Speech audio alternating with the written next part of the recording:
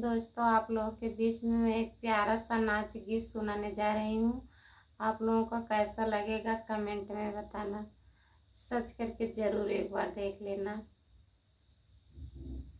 यही पर गंगा वही रे पर जमुना तेही के बीचवा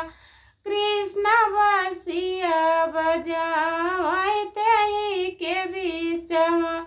कृष्ण बसिया बजावै तेही के बीचवा कवई महीनवा गोरिया ससुरे में रहबू गोरिया कई महीनवा रहबू नैहर में गोरिया कई महीनवा रहबू नैहर में छवई महीनवा गोबिना ससुरे में रहबै गोबिना बरहै महीनवा रहबै नैहर में गोबिना बरहै महीनवा रहबै नैहर में छवई महीनवा गोबिना बीतऊ ना दिहलै गोबिना जोगिया बेला सदै के आवै हो गोबिना जोगिया बेला सदै के आवैलै सबके दुआर जोगी बिचाई मांगै जोगी हमारे दुआरे मंगल गावैलै जोगी हमारे दुआरे मंगल गावैलै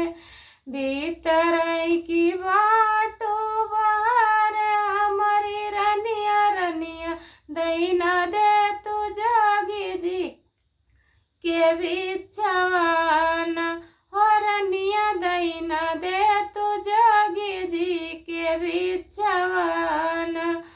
एक पर धैली दूसर धर भजवा गोबिना तीसर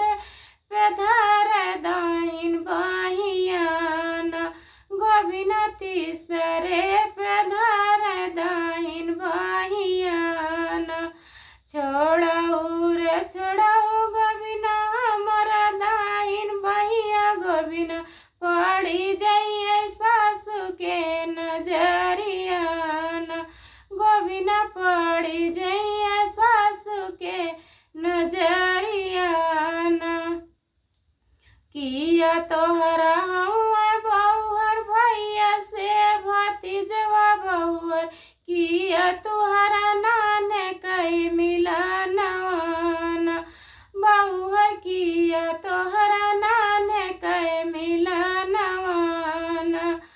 नाही हमरा हुआ सासू भैया से भतीजवा सासू नाही हुआ नाने कई मिलनवान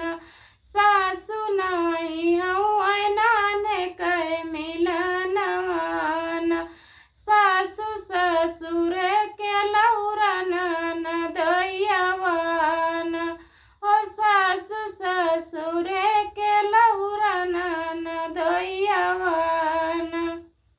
दोस्तों, कैसा लगा कमेंट में बताना।